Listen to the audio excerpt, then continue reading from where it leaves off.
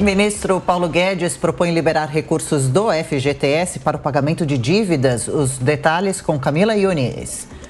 O ministro da Economia, Paulo Guedes, disse que o governo prevê fazer um corte de 25% no imposto sobre produtos industrializados, o IPI.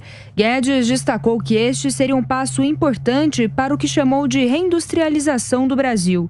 Segundo ele, há décadas que o setor sofre com os altos impostos. O ministro comparou a situação com o agronegócio e disse que o segmento vai bem porque não tem imposto sobre o produto agrícola. E precisamos justamente agora reduzir os impostos. Você vê que a agricultura está voando porque ela não tem o imposto sobre produto agrícola, o IPA. Agora a indústria brasileira está sofrendo, nas últimas 3, 4 décadas, impostos altos, juros altos e encargos trabalhistas excessivos. Se a medida for implementada, a tributação mais alta será apenas para bebidas alcoólicas e cigarros. A alíquota do imposto varia de 0% a 30%, mas neste caso pode chegar até 300%.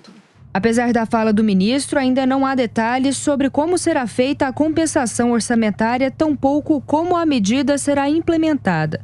Paulo Guedes revelou também que o governo estuda mobilizar recursos do FGTS para que pessoas que estão em dificuldades possam quitar as dívidas. Podemos mobilizar recursos do FGTS também, porque são fundos privados, são pessoas que têm recursos lá, estão passando dificuldade.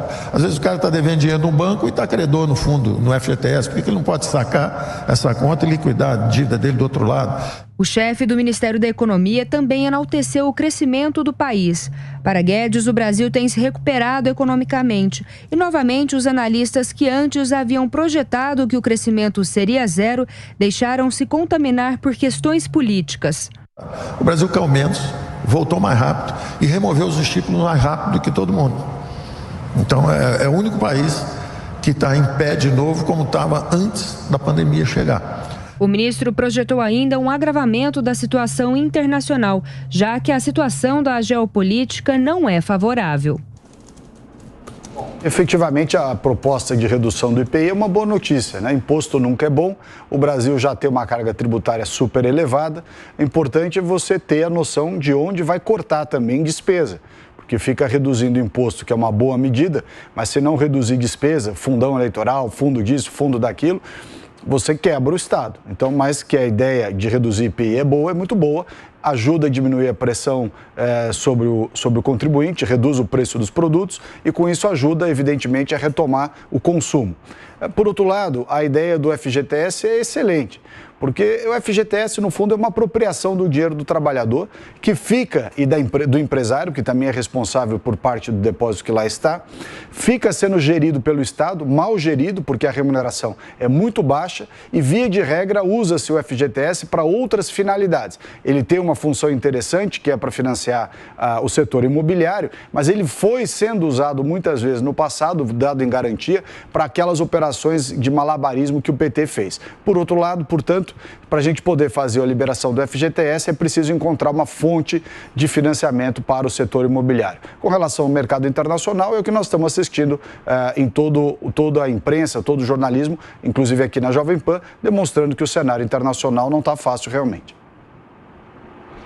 Pois é, tem alguns pontos interessantes aqui. Primeiro que nenhuma dessas medidas é nova, né? Ela já foi adotada por governos anteriores, governo Temer, governo Dilma, todos disponibilizaram o uso do Fundo de Garantia por Tempo de Serviço em momentos mais difíceis para a economia e mesmo a redução do IPI sobre a linha branca nos governos petistas também, ou sobre os automóveis, nada disso é novo. Mas o ministro Paulo Guedes, obviamente, tem um ponto quando ele diz que há uma alta carga tributária cobrada sobre as indústrias, o setor industrial foi muito castigado na pandemia, se beneficiaria disso. E há um excesso de arrecadação. É importante acontecer o contexto em que essa proposta acontece. Houve um excesso de arrecadação no ano passado, uma arrecadação histórica em 2021 em relação a 2020, né, por parte da União, estados, municípios, pela Receita Federal. Por quê? Porque você teve um boom das commodities, você teve uma volta rápida da economia e você teve principalmente a inflação. Então, isso ajudou a você ter um superávit, o que não acontecia já há muitos anos. E agora esse dinheiro, principalmente em ano eleitoral, eleitoral, que também faz parte do contexto,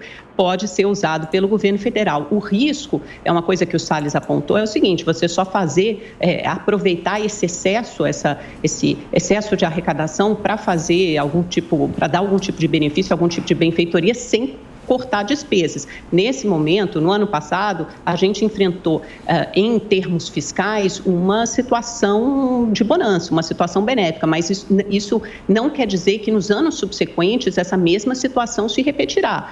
Pelo contrário, a sinalização é que a relação dívida-PIB do Brasil ainda vai continuar subindo até atingir, daqui a alguns anos, 92% do PIB.